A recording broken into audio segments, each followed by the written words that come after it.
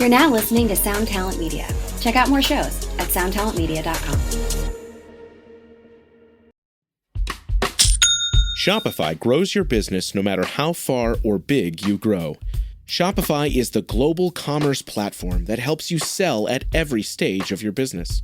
Whether you're selling your fans' next favorite shirt or an exclusive piece of podcast merch, Shopify helps you sell everywhere. Shopify powers 10% of all e-commerce in the U.S. Allbirds, Rothy's, Brooklinen, and millions of other entrepreneurs of every size across 175 countries. Plus, Shopify's award-winning help is there to support your success every step of the way. Because businesses that grow, grow with Shopify. Sign up for a $1 per month trial period at shopify.com/income, all lowercase. Go to shopify.com/income now to grow your business, no matter what stage you're in.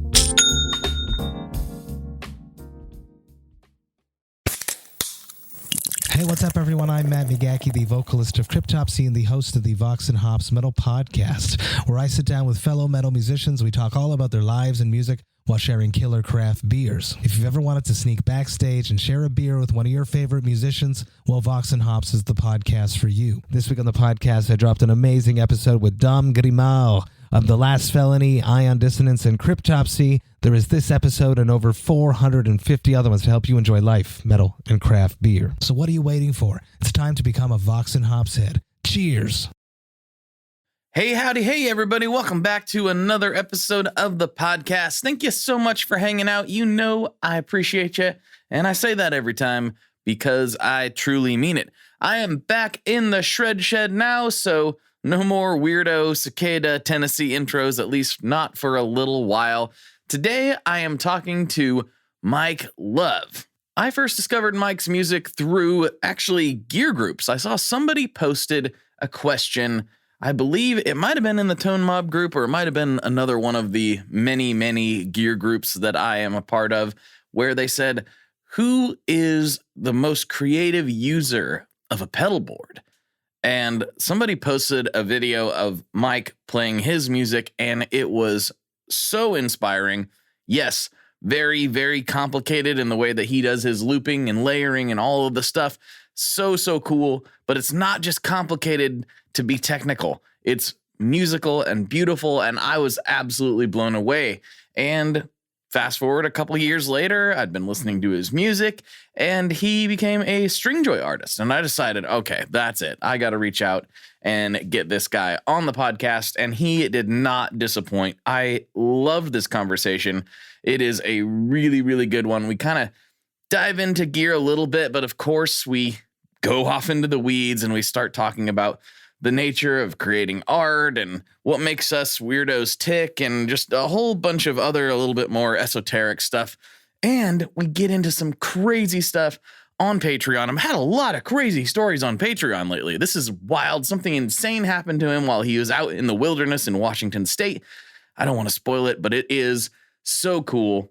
I just want to thank Mike for taking the time to come on, and maybe I should just shut up so that we can get into this episode of the podcast with Mr. Mike Love. Here we go.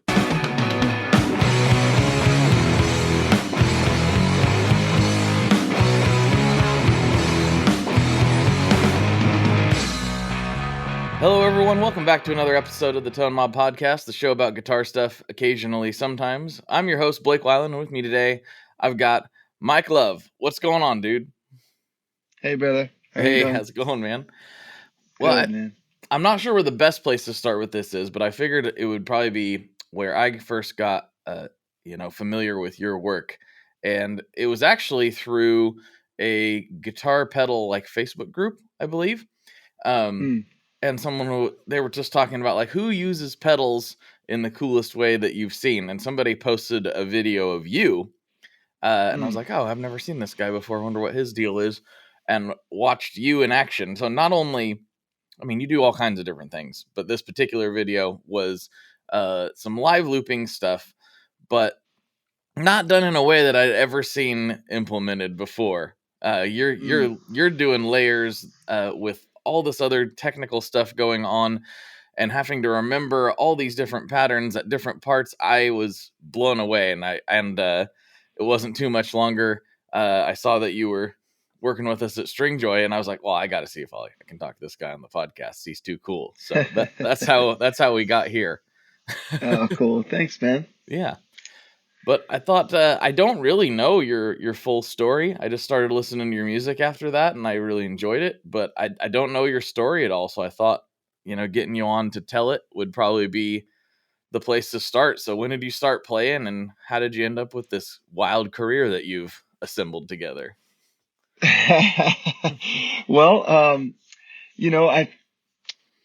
I feel like there's not really a point I can go back where I wasn't making music, So when people ask me that, I always kind of say, from birth or maybe from long before that.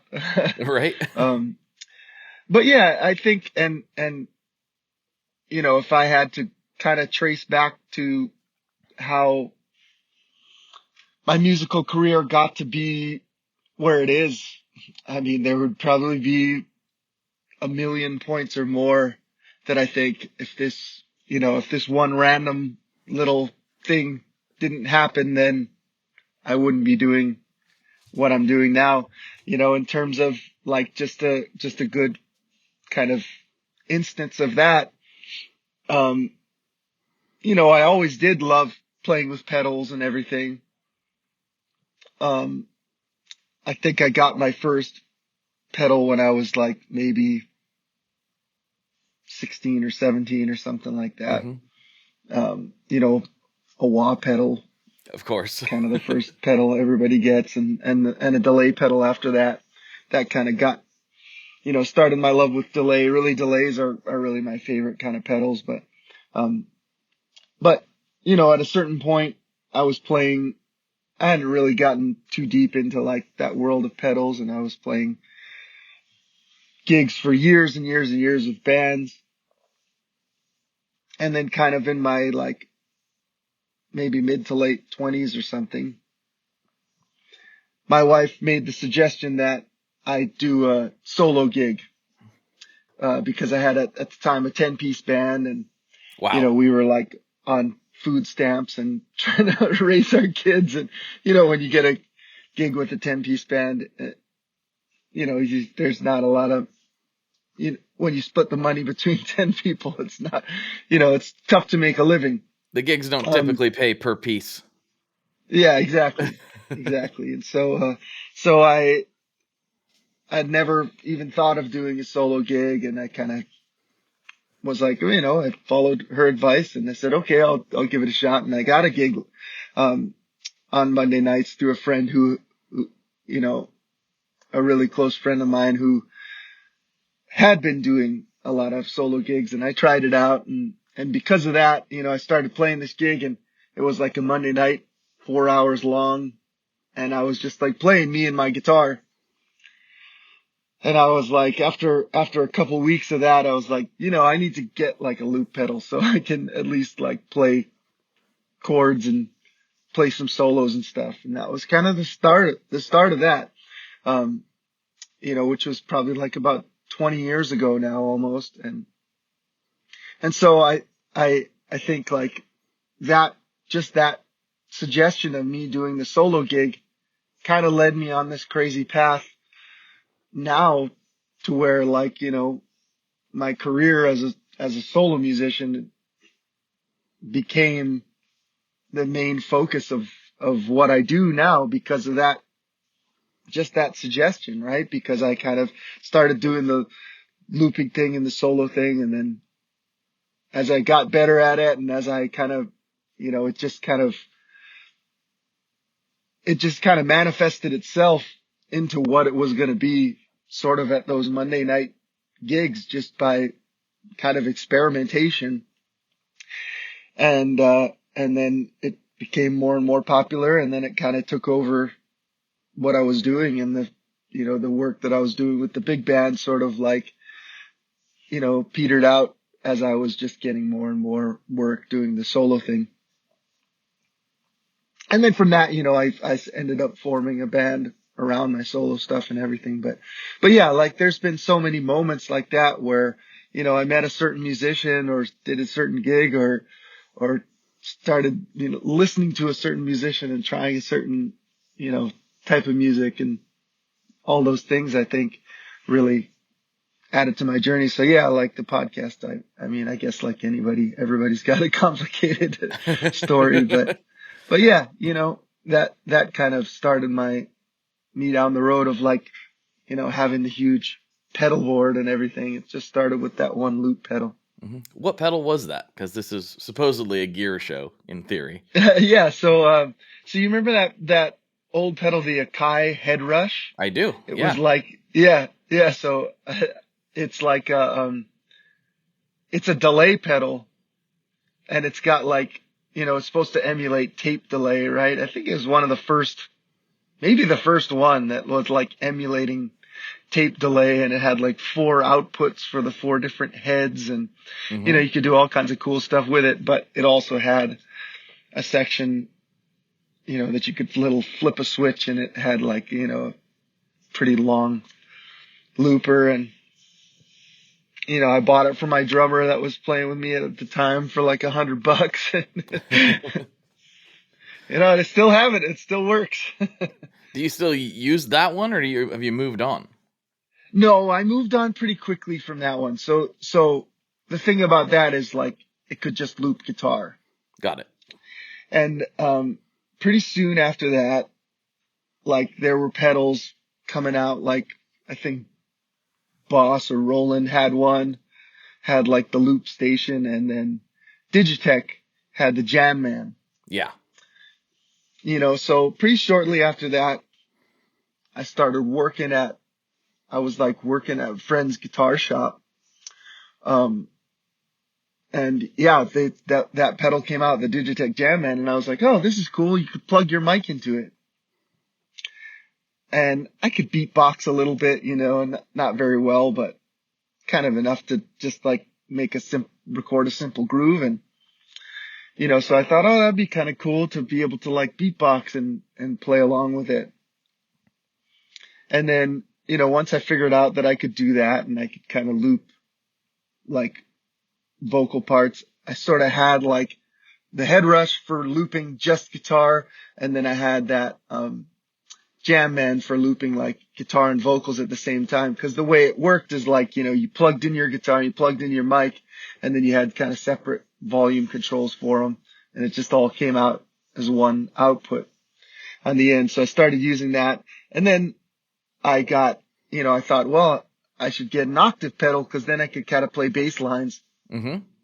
And, you know, as a writer, I'm always thinking about arrangement, cause I arrange everything that I do. And even with like the 10-piece band, that was kind of my first big like journey into arranging for a band with like, you know, backup singers and horns and like multiple guitars and keyboards and stuff going on. So I was really into arrangement. So I thought, yeah, I could get a bass, you know, an octave pedal. So I got the Pog.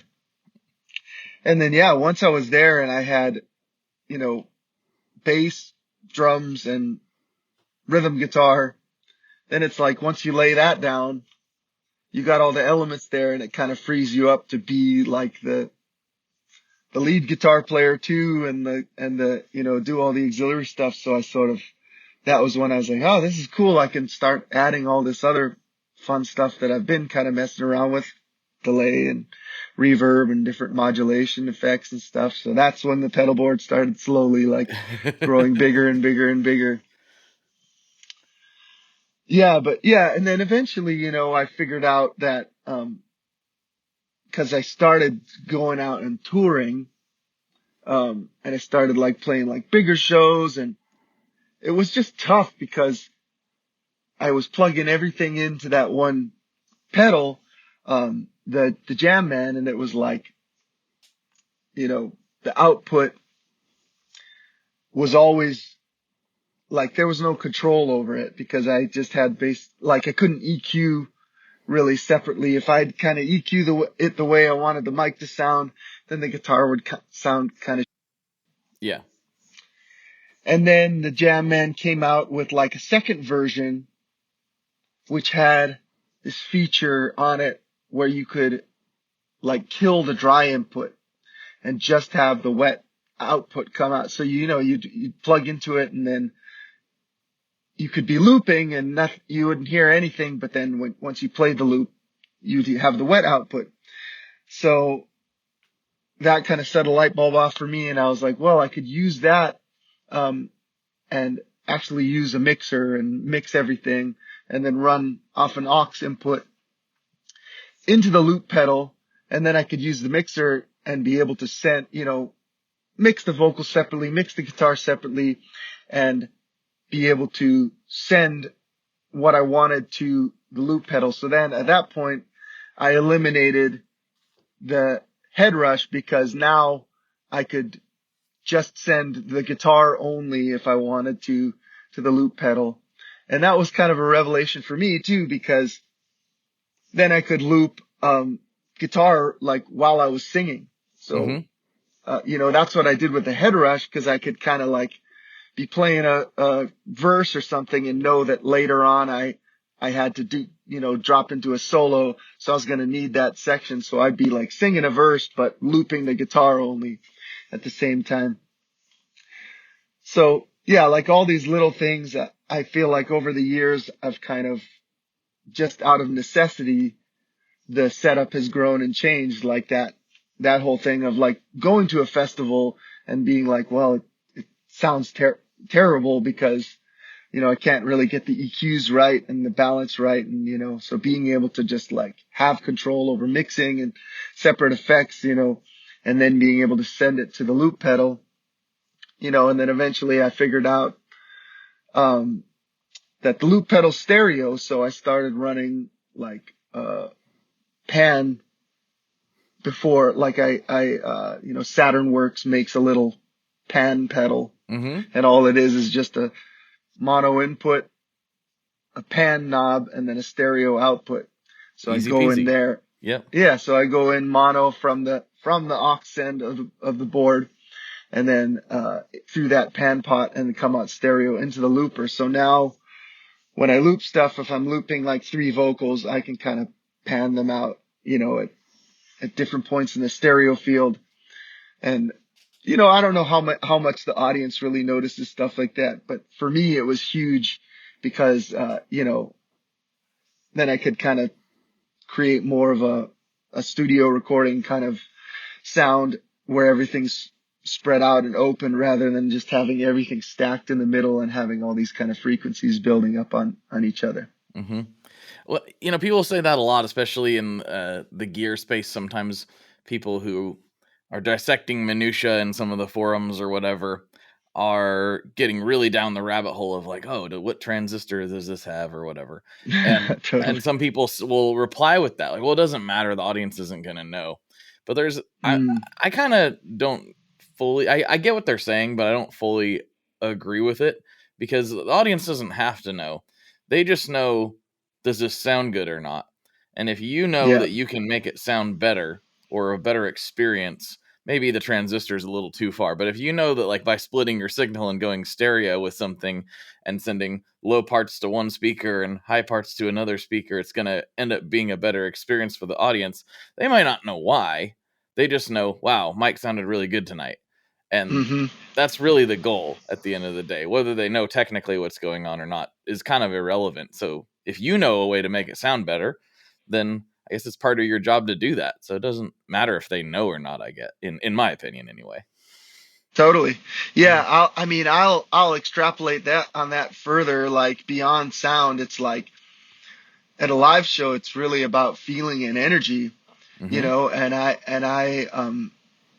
I've kind of cultivated this mindset over years and years and years because, there's always going to be like elements and variables at places you go, even if it's just a room and a weird frequency in a room or that transistor in your pedal that's reacting to a different voltage at a different club, and you get there and you're like, my guitar's not sounding quite the way it normally sounds. And I think like if you went to see Stevie Ray Vaughan play, probably like, there's going to be these ultimate nights. It's always going to be amazing, but there's probably going to be these ultimate nights where for him, like every element is perfect. He's not having any problems with his gear.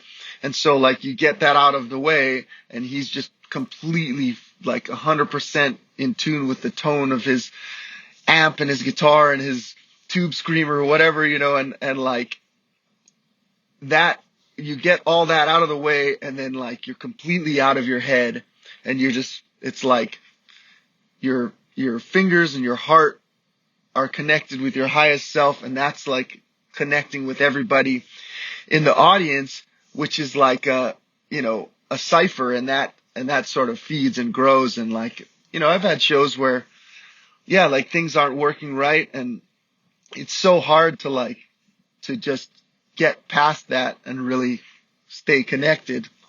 So I think it is important to have all the tools that you depend on and to be able to, and it's like, if it is a transistor and you're in tune with that and you can hear that, like, then cool, it's like, that's important. It's important to I think artists that go deep into it. And like probably a lot of guitar players will be like, oh yeah, you can't tell the difference, but there are definitely people that can tell the difference. Mm-hmm. And the more you get in tune with your hearing and your feeling, like you feel very, very subtle differences. And the more you tune into those subtle differences, the more they become huge differences for you. And you're right. The audience probably couldn't tell the difference. Even like maybe somebody like me who's really in tune with, hearing those things and hearing those subtle differences, because, it's going to be something that for you've honed in on that thing, right? Mm-hmm. So I might go see that artist and just think, it sounded great, and they might be like, oh yeah, but that, that pedal was like something was tweaking out on it. It wasn't really like biting the same way that it normally does or something. So for them, they're going to have a different experience for me, and it's a crazy little universe you can get into. But I feel like, if that's what helps you get into your full on comfort zone, then it's cool, Mm-hmm. It's one of those things, like if you think it matters as the performer, or if you're even thinking about it or questioning it, then it probably does. Whether in, like, if you're looking at it from a scientific, purely analytical, situation, does it actually matter? Well, yes, maybe, no, who knows? It's really hard to say. But if you think it does, then you're going to play differently. You're going to act differently. You're going to think differently. If you're thinking about, oh man, things are just off tonight, you're going to have, like, the audience will notice that. They'll notice you're not as into it, or they'll notice that you're, something's up. And, it's your job to try to put on a show regardless. But when the vibe's off, and that can be for any number of reasons. And sometimes it might be something wrong with your pedal board, or maybe you got a string that's about to break. I mean, who knows? It could be anything, right? I think it's good to, kind of have the balance of both, because it's good to be in tune with those things, but it's also good to know that, no matter what, there's always going to be variables. And, if you can't get past it and get out of your head, then, you're always going to be having a rough night. And that's also true. Mm-hmm. It's also important to be able to go with the flow. And, I've had this really, important experience for me over the years.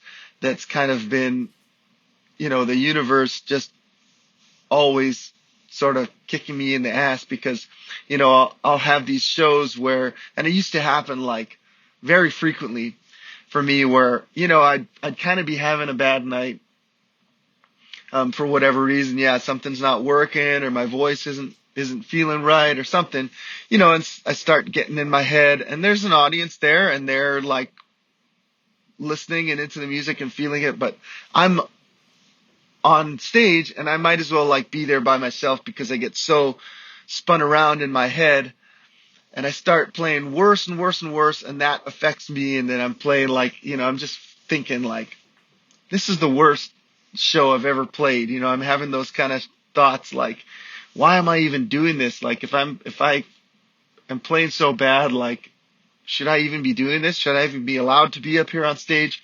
And every time I would have those crazy nights where I'd get super deep in my head, I'd have at least one person come up to me after the show and say like, oh my God, man, this is like, the first time I've seen you or something, and that was the most incredible show I've seen in my entire life. Or like, that was the most, just like something to that effect. Like, wow, that really, like, I needed that. It touched my heart. Like, that was amazing. And I'm going like, well, like that, I'm up here like thinking this is the worst show of my life, and somebody's out there like thinking this is the best thing they've ever seen. So like for me, it was like this reminder, like kind of like, the universe like laughing at me, like, get out of your head and remember like what's important. There's people here tonight in this moment, and this could very well be the only time they ever get to see you play live or experience this. And like, how selfish of you to be just like so stuck in your own, spiral of like self-destruction that you're not sharing your gift to its fullness, And so that happened to be about 2,000 times before I started like really recognizing that and being like, yeah, I need to develop systems to, when that does happen, to recenter myself and reground myself and do remind myself of what's important, like, because yeah, that transistor might be really important to me, but nobody here cares about that. And nobody here cares about that subtle difference. So like, even though it might not be as satisfying for me, I need to like set that aside and still be able to connect to my highest self and pull through the music that I, was born to make and I'm here to share.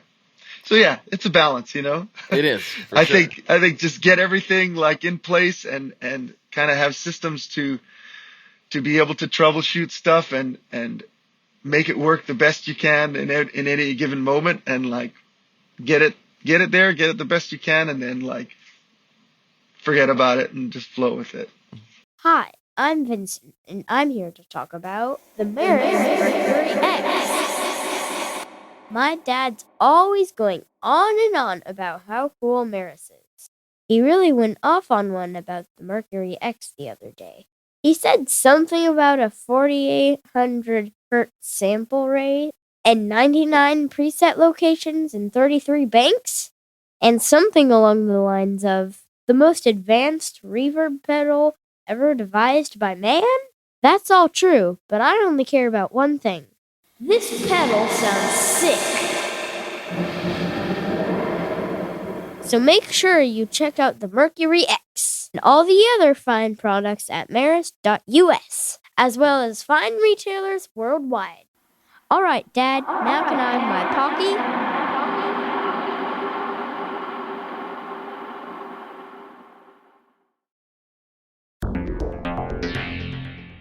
How exactly do artists get their music on Spotify, Apple Music, Deezer, Tidal, all these services? How in the world do you get your music there?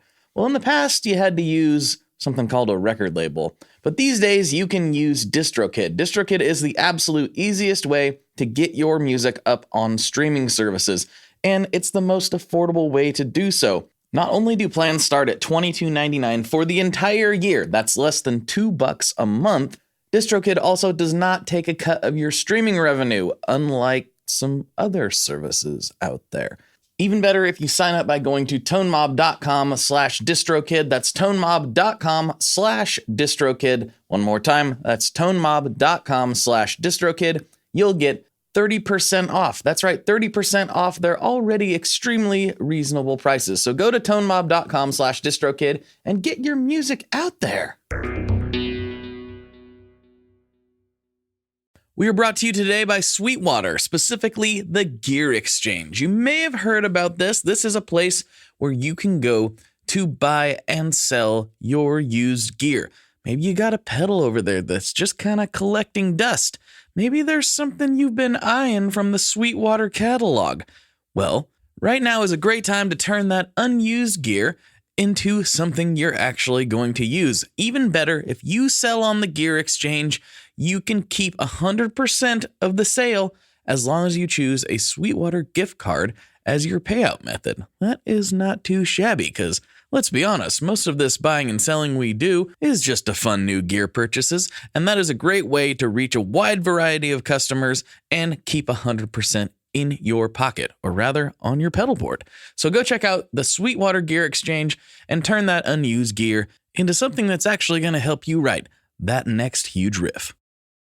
So when you are experiencing one of those nights, you said you had to do it about 2,000 times. When you are feeling that way and it's just, it's not working, everything, like technical stuff aside, right? Like, you're just having an off night. What have you found that helps you recenter and focus on, hold on, I'm here to do the thing. Let's do the thing. Let's make it the best it can be. What are some, like, do you have mental practices that you've employed, or what do you do? Yeah, it's like a meditation. And, one of the main aspects of like mindfulness meditation is just that. It's like, all those thoughts that come running into your head, you create practices that allow you to, when those thoughts do come in, anything, you're trying to quiet the mind. And I have practices like fasting. That's like a regular practice of mine. That kind of allows me to sort of empty myself, empty my body, empty my spirit, empty my mind. And I think like when you do that, you allow space for God to come in. And like that's music in its highest form. And so finding that meditative space when I'm performing, playing music and sharing music is important, I think. And that allows me kind of to not let that pattern start where I'm getting in my head and I'm like, performing for this beautiful crowd. And then, I'm thinking in my head, like, what was I supposed to get at the grocery store on the way home tonight? And, and then I realized like, I've been on that train of, I'm like doing this whole thing and tapping my pedals and playing my guitar and singing, but I'm also on this like train of thought and I go like, wow, like 2 minutes of this song have gone by and I'm, thinking about something, I'm completely somewhere else. Mm-hmm. And I think, just kind of cultivating a practice to not do that, because that's always also been a problem of mine for a long time, is like I've got the kind of brain that goes and, can kind of focus on a bunch of different things at once. And so to not do that and to be focused and present, I think is really an important practice, been an important practice for me. And, sometimes if I'm in that, like, and I'm getting in my head, I can kind of like, I sort of usually try and feel the crowd, the energy of the crowd as one, and just be a part of it. But sometimes it helps to kind of like hone in on somebody who's like having a moment or feeling something, and just like remember like that not only is it this like big crowd of people that like I'm just feeling this amazing energy from, but it's also like all these individual people that are on their own journey, and they came, to the show with their own intentions of, celebrating, or intentions of grieving, or letting go of something, or just like, getting some good community time and some exercise and letting go and kind of moving through stuff. So I think sometimes it's important for me to kind of like slow down, focus, and like, and connect with certain people for moments here and there. That kind of helps me. But yeah, mostly it's just that meditation, and being in that meditative state, which allows me to just become a part of it, you know, and I think that's the ultimate thing in performing live. It's like we practice and, you know, drill scales and you know, warm up before every show and have all these practices so that in that moment, you know, the mechanical stuff is kind of out of the way and we can really get to the spiritual aspect of it and just be connected to that. And that's kind of been the most important key for me, because I think that's really the highest form of music is live music in that moment, to where anything can happen in the moment because of the energy of all of the souls there present, focused on that one thing. And it's like, you know, if you can do that right, then you have this, you know, unending source of creativity, because every night it's going to be a different group of people. And if you open yourself up to experiencing the energy of everyone that's there, that's present in that moment, then it's like, it's the ultimate thing. And I think, yeah, being in that meditation with everyone helps them to get into that space too, because they're all focused on you. They're focused on the music that's happening. And if you're kind of in that realm, then they just start feeling it. And you know, it's like it's this thing, you know, like in the military, for example, they use like these training drills where everybody's marching, and it's like, you know, it's like mind control technique. Not that I'm like try to, you know, use mind control on the audience or what, but it's like this natural human thing that, like, when we all get on the same groove, on the same wavelength, we, you know, we become one. We remember that we are one spirit, you know. And in music, it's like that's the most positive and powerful aspect of that. You know, it's why you have like these ancient practices of drumming, and people drumming, and, you know, cultures drumming and dancing and making music around, you know, and having these ecstatic experiences, you know, around the fire. And it's like, that's the ultimate thing in music, is getting together and doing it together, moving to the same groove, because it gets us on the same wavelength and reminds us that we're one spirit. Mm-hmm. It's music is one of those things that, you know, some of us get more into it than others. Some of us make it our entire lives, obviously. Yeah. And it's kind of it's this very special thing, but it's it sounds cheesy, but it's such a universal thing. Everybody relates to it. Everybody has things they like and they don't like, and, you know, different pieces that resonate with them. They may not even realize it or know what it happens to be.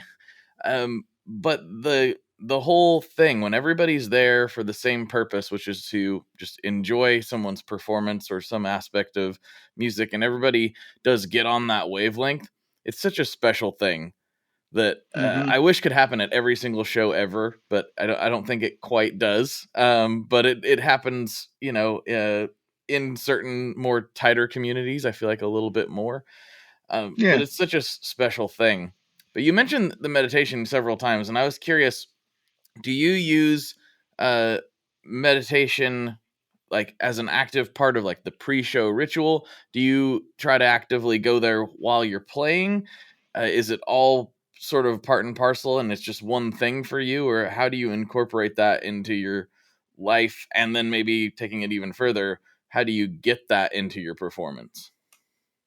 Yeah, I think, you know, it's definitely a huge thing during the performance. And I've, you know, in recent years, I've developed kind of a routine before the show that really helps me get into kind of a good space, to have like a, you know, a pretty consistent kind of outcome when I'm performing. Yeah. And it, you know, it just involves like very specific warm-ups with the guitar, with the voice, and then, yeah, taking some time to just have like a little quiet time and get into my breath and get kind of into the zone and have a little meditation, have a little prayer, and then head on stage, you know?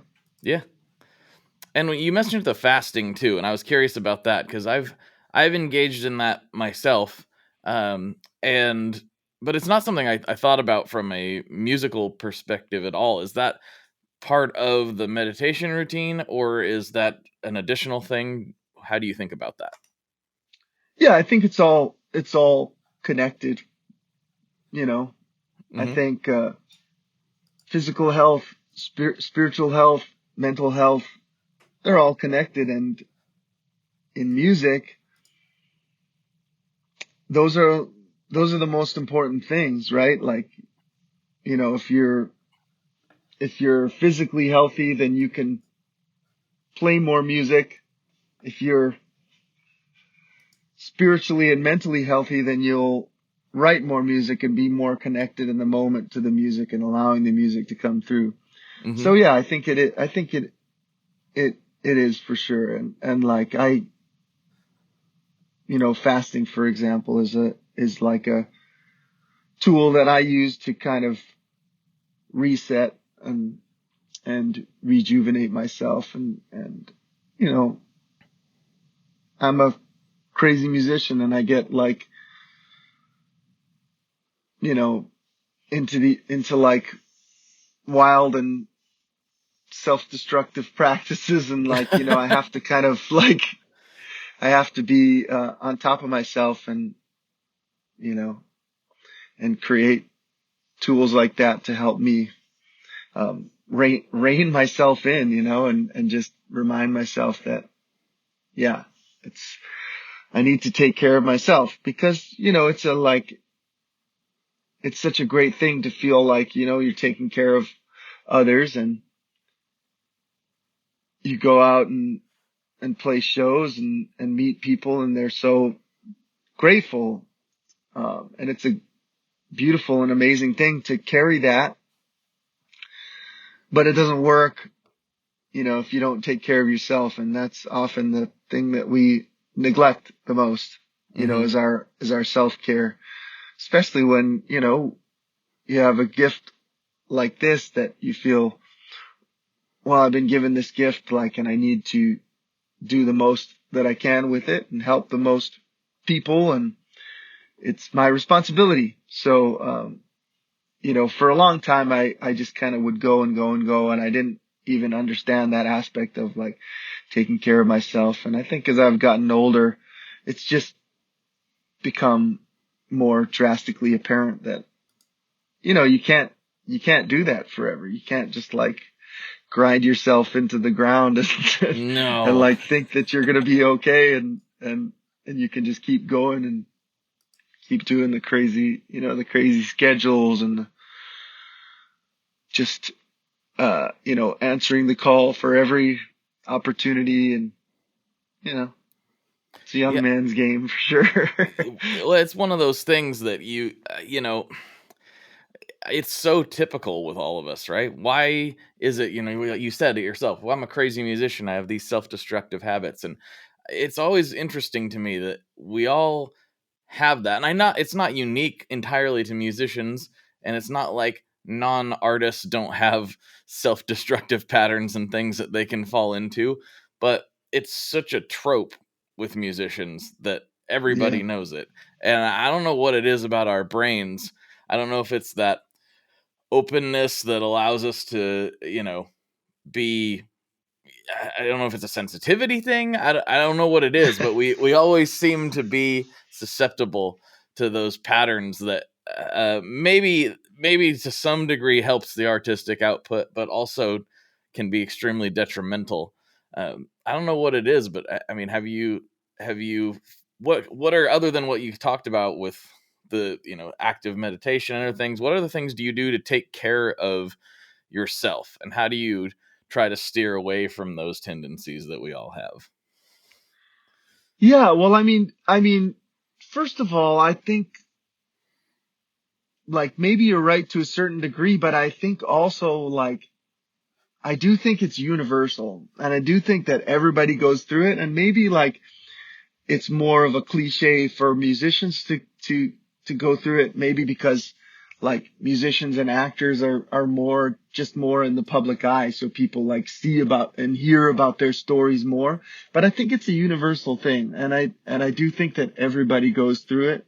And I think that everybody kind of develops these self-destructive tendencies. It's a way that we work through like our shadow stuff that we have to go through. I believe that we're here in these bodies in this short time, on the spiritual journey to, our main purpose here is to learn and to grow, to evolve spiritually, right? So we have these tendencies that we get into, whether they're self-destructive or like destructive in our relationships, and like we keep being attracted to them, whether it's like addiction or things of that nature.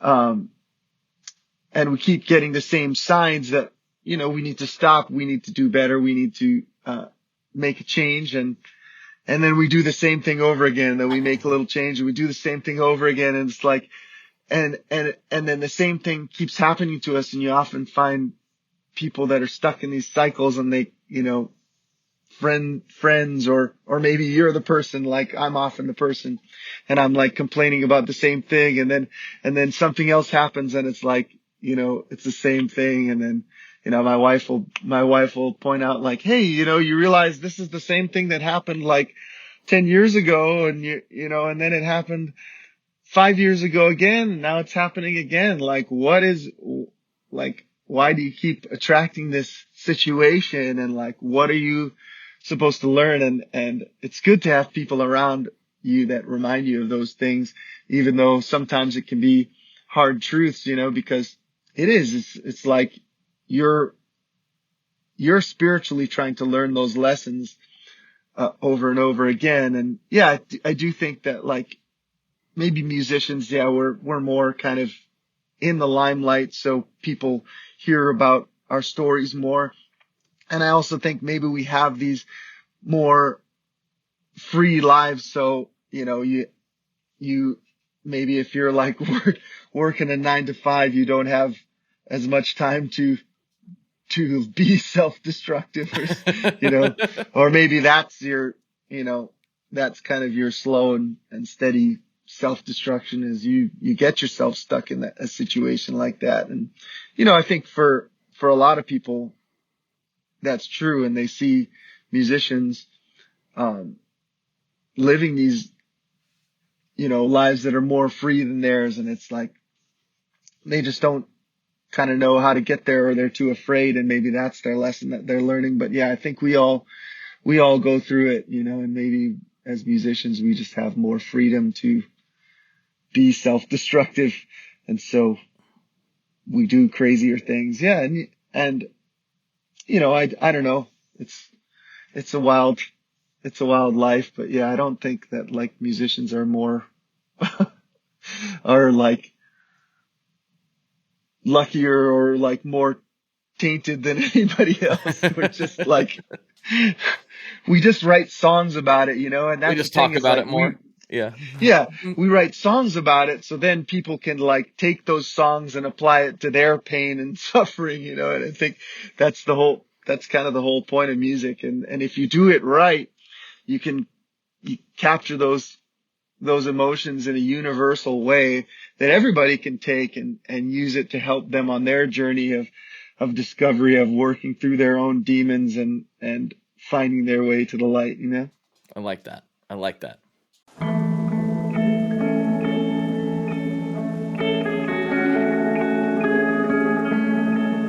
Hello there. I'd like to introduce you to your new best friend, the Chase Bliss Audio Lossy. Lossy is a collaboration between Chase Bliss and Goodhertz. And it's meant to give you some control over those weird digital artifacts that come with very compressed audio. You're hearing it right now. All the changes that are taking place are strictly coming from my playing dynamics. I'm just interacting with the pedal and letting it do its thing. and some true stereo goodness. If you'd like some more details about Lossy, I'd invite you to head over to chaseblitzaudio.com. I think you're going to like what you find. Hey you, do you have any plans this year? Ha! How's that going? Did you get 2020? Well, welcome to a brand new podcast called 2020, where myself, Benny Goodman, and my good friends Corey Pazin and Siobhan Cronin from the band Lost Symphony also got 2020. And since the world ended this year, we decided why not just check in with some of our friends in the music industry and see how everyone's doing. We're going to get a candid look at life on and off the stage, as well as the mindset of some of the most successful people in the entertainment industry. New episodes drop every Sunday and Wednesday at 9 p.m. Eastern. And you can listen at 2020-d.com, soundtalentmedia.com, or on your favorite podcast app. Hey, what's up? My name's Lurk, and I'm the host of Lambgoat's Van Flip podcast. Every week, I have in-depth conversations with bands from all over the scene, big and small. We also like to keep our finger on the pulse and showcase up-and-coming bands on the show as well. So come check out Lambgoat's Van Flip podcast. Well, taking a few steps back, there was something you mentioned early on that I was thinking about while we were talking, like getting a little bit out of the heavier side of things and going more back to the straight-up music side of things. So when you were talking about you really liked arranging for the big band, and that really comes through in your music now, I think, but it's obviously more stripped down than the 10-piece. Did you intentionally attack this thing as like, okay, I'm writing these arrangements, the only difference is I'm playing way more of them than I would have been? Or is that something that kind of seeped through from the big band days? I guess my question is, was it intentional or did it just happen and then you noticed it later? Yeah, it just kind of happened. But, I will say that again, like one of those things that kind of was just like part of the journey that I think was super important to my musical journey, was like being in that 10-piece band and then like stripping it down to, at first just playing guitar and singing, was like a huge awakening for me because, yeah, I'd been arranging for this big band and like I'd kind of gotten into this mode of writing songs for that band. So I would like have a song and it would kind of be this grand journey, and it would get to this point where, it'd be like the whole band, the horns would be playing this big horn line and the whole band would kind of be, playing in sync with that. And that would be like the peak of the song. And then I went to go play that song with my guitar and my voice. And it was like, there's no way I could play this song like this. Mm-hmm. And then even when I kind of developed the full looping setup, it's limiting in that way to where like, even now the loop pedal that I use now, I kind of moved on past the Jam Man for many years because I, ended up with a pile of about 10 broken ones. and I finally started using the Pigtronics Infinity Looper, which I love. But even that has like a couple different modes that I use on it. It's got either like loop A, loop B, in parallel. So you can have like a separate loop A and a separate loop B, and you got two sections of the song.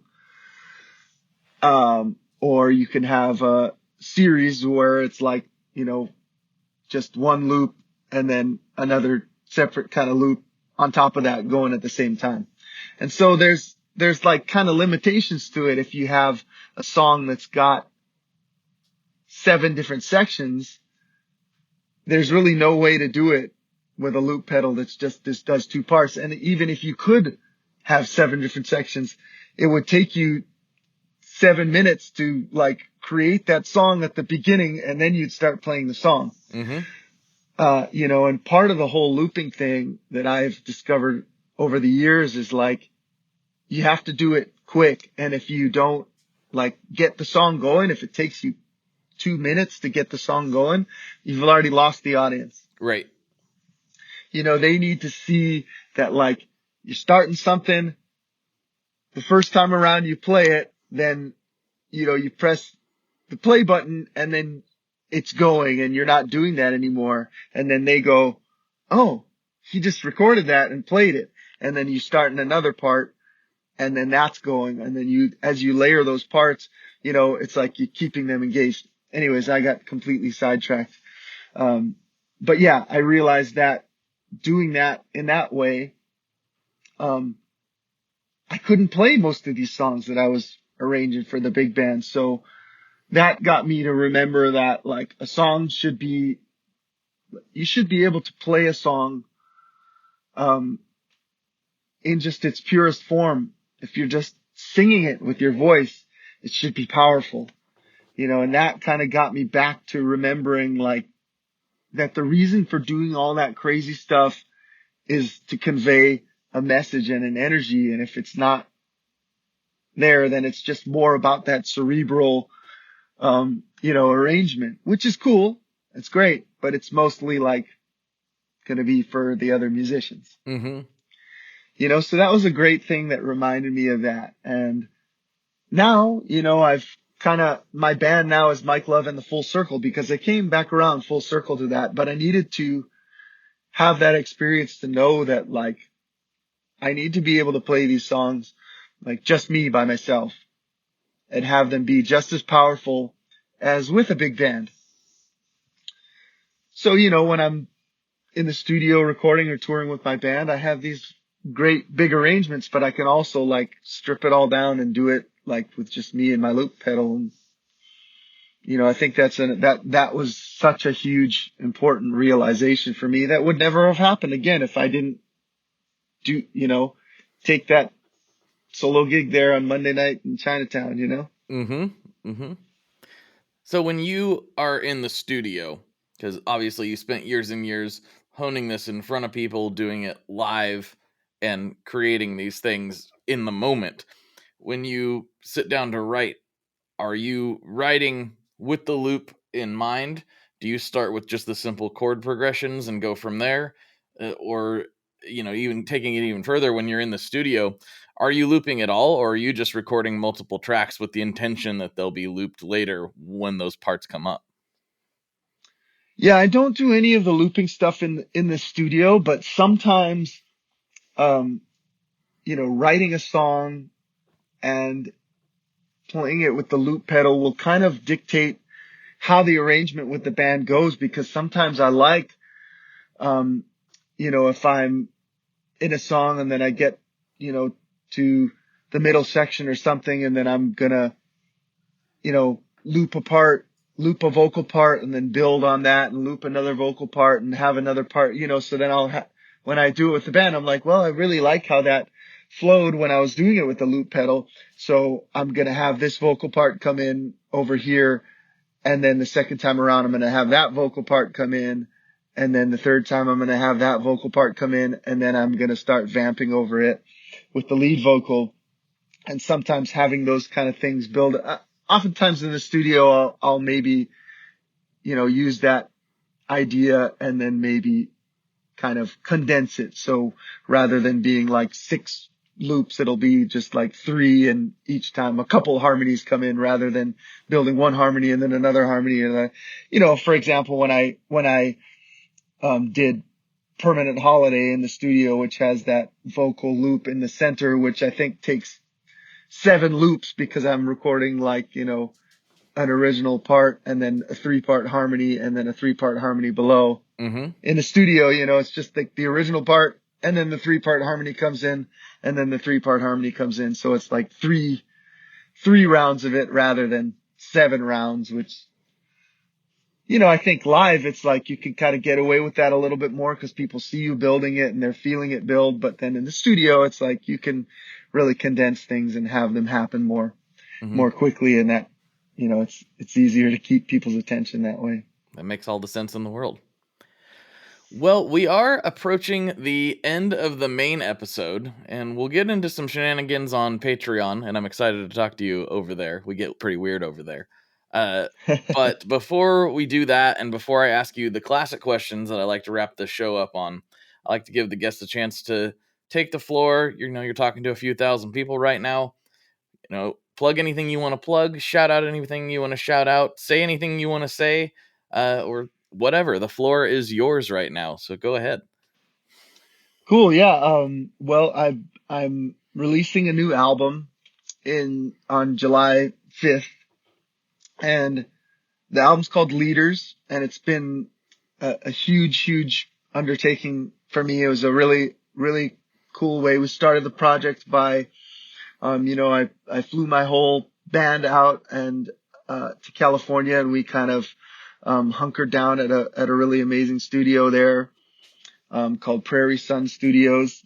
It's actually closed now, but man, yeah, it was just a amazing studio, and I'm so glad we got to do it because we did the whole thing, tracked through like a 1969 Neve 1073 console, all to an amazing Studer tape machine, all live, played it all together. So we did all the basic tracks there together, to analog tape, and that was just an amazing experience. And I've kind of been working on that ever since, and doing all the overdubs and all that stuff and post-production stuff. And then it's the first album that I mixed myself, nice, completely all on my own, which has been an amazing experience too. And I think it's really like because of that, because I was really able to take the time and use the tools that I learned to really have total control over the sonic aspect of it. I'm really the happiest that I've ever been with an album that I've made. I just released the first single last month, a song called Humble. And pretty soon, in a week or so, the second single, which is an a cappella track called Leaders, which is kind of the focus track that the album's built around, is coming out. And then the full album will be out on July 5th. One thing that I haven't really shared yet with the world is that, during that session, we recorded like an immense amount of music, that I worked on all at once over these past years. And so this is like the Leaders is the first of a trilogy of albums that I've completed. So, the albums are called Leaders, Teachers, and Healers. And, each of them is like over an hour long full length album. Just the most massive undertaking I've ever done. And it's just been a really amazing experience to work with all these incredible musicians, and like huge arrangements, with all of the amazing musicians that I've gotten to know over the years, and my full band and everything. So I'm really, really excited to share that with the world. Now I've been working on it for so long, and it's been a really long time since I've put out a full length album of my own. So I'm really, really excited to share all three of those projects. But first Leaders is coming out, and I think I'm going to kind of stagger them about maybe 6 to 8 months apart, over the next couple of years, just to kind of give people the time to sort of experience the first part and really internalize it, and then not wait too long after to just so people know, it's, and remember that it's all like one big thing, really. But a lot of really kind of crazy extensive arrangements and really, really deep and heavy heart-filled moments, on this album. A lot of music that I've been trying to get out there for years. So I'm really excited to release it all. I'm doing a bunch of tours kind of surrounding it. I'm touring first in Europe in July. which just got announced. And then I'm going to be announcing the full band tour in the Western US in the fall coming up after that. And then going to do the Eastern US in early next year, and Australia and New Zealand early next year. And then hoping to get a South America tour on the books again pretty soon as well. So yeah, just a long road ahead of kind of sharing all that music, and excited about it. Very cool. So when you say a West Coast tour, I'm hoping that means there's a Portland date in there somewhere. Is that going to happen? Yep, I think so. Yeah. All right. Mm-hmm. I'll keep my eyes peeled. That's where I'm at. So I'll keep a lookout. Yeah, I love Portland. Well, man, thank you so much for taking the time to come on. We'll get into the classic questions here, and we'll wrap this section of the podcast up. So first, right. What is your favorite Boss pedal? Man, I'd have to probably say the digital delay. I have I have a DD6 that was modded by Analog Man. That was like that pedal, that first pedal that I got. After that was probably the first pedal that I bought, I think, off of like Musician's Friend or something. I ordered it in high school. And I think I got that wah pedal, I got a wah pedal from a friend that I still have. It's an old Buddha wah. Back when the Buddha wahs like really sounded amazing. And then I got that DD6, and, at some point I got it modded by Analog Man to have that kind of like roll off, sort of or analog delay sound mod to it. But yeah, it's still got that thing, and it's great. But yeah, Boss has got so many good ones and so many terrible ones. It's funny, right? Because like when you first get into pedals, it's like I just remember back then like thinking like Boss was it, and there was a guy, there's a band called Ukla the Mock that's a local band in Hawaii, and they're like the most amazing reggae band, and their guitar player was a huge influence on me, and he had all Boss pedals, like he have like maybe like 15 Boss pedals. Like Prince. Like you meet those guys that are just like, they just have the collection and it's just Boss.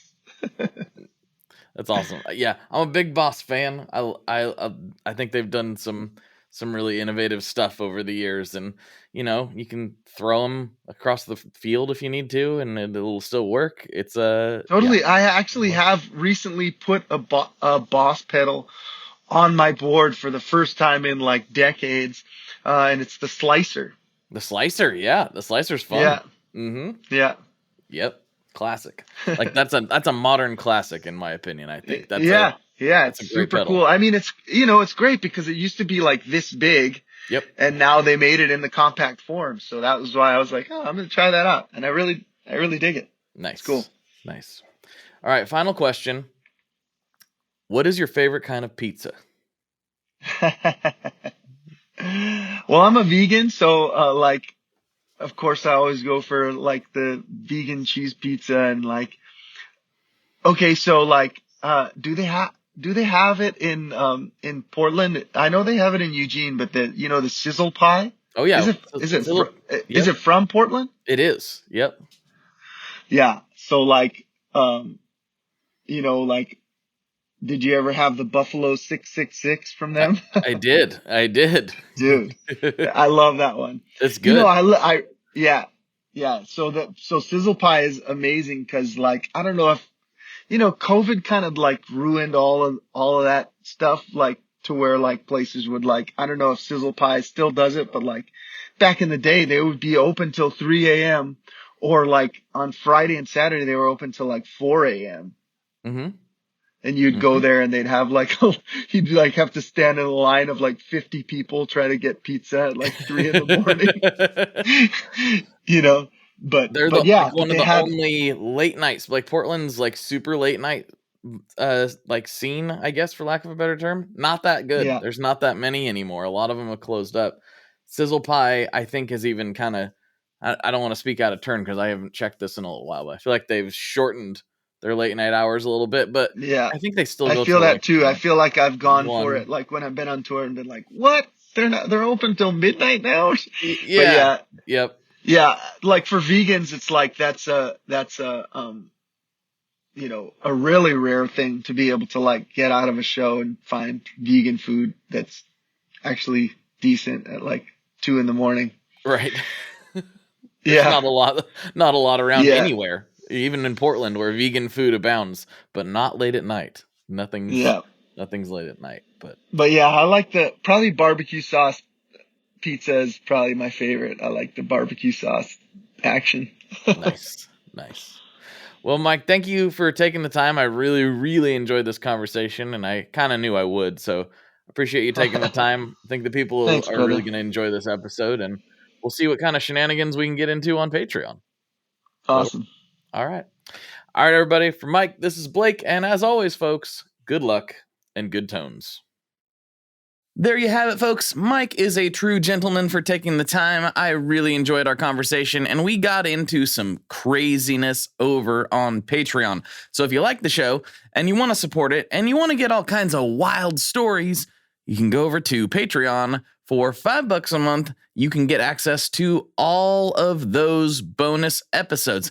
And if that's not your thing, the other thing you can do to really help support this thing is to share this with somebody. Share it with somebody you think would enjoy it. That is the fuel that keeps this thing going. Please, please, please, please, please share these things with your friends. Force them to listen. Put it in your gear groups. Whatever you got to do, please get more people listening.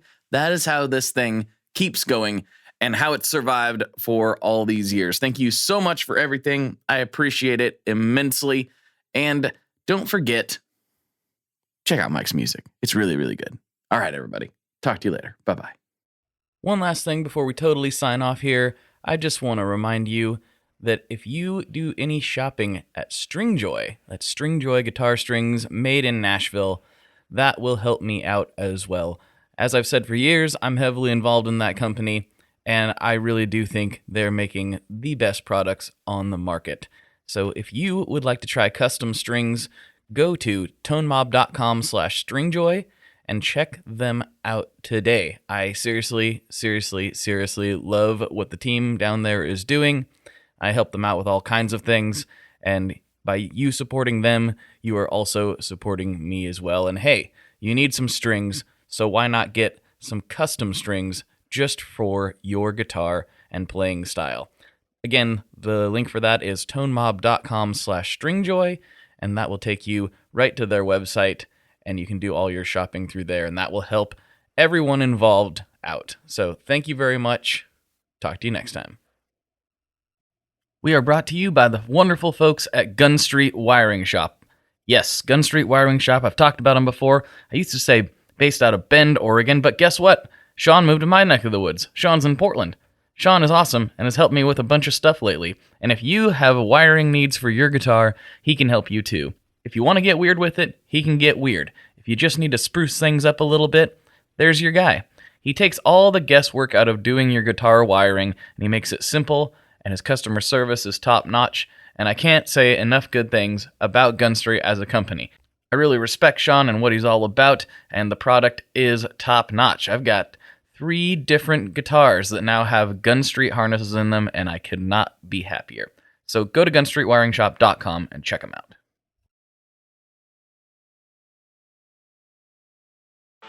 Bowie, Dylan, Marley. You've heard the names and maybe you've heard their songs, but what about the stories behind the records that made titans of music like these so universally loved and important? Join me, Josh Adam Myers, host of The 500, as each week I go through a different album from Rolling Stone magazine's 500 Greatest Albums list from 2012 with an incredible lineup of comedians, actors, and musicians talking about how the music has impacted their lives. New episodes of The 500 come out every Wednesday. Listen now wherever you get your podcasts. Ever wonder what a punch from Elton John feels like? Or how you'd cope with having turned down the chance to be in Nirvana? Or what signal Keith Richards gives when he wants you to get the hell out of his hotel room? Fans of Too Much Effing Perspective don't have to wonder, because they've heard these exact stories and a jillion others on our podcast. I'm Alex Hoffman, former tour manager for Radiohead. And I'm musician and comedy writer Alan Keller. On the TMEP show, we get guests like Nancy Wilson from Heart, Jeremiah Freites from the Lumineers, and Modern Family's Julie Bowen to tell us things they may have only shared with their therapist, clergy, or a TMZ stringer. So join us on Too Much Effing Perspective. That's EFFING Perspective. The only podcast you crank up to 11.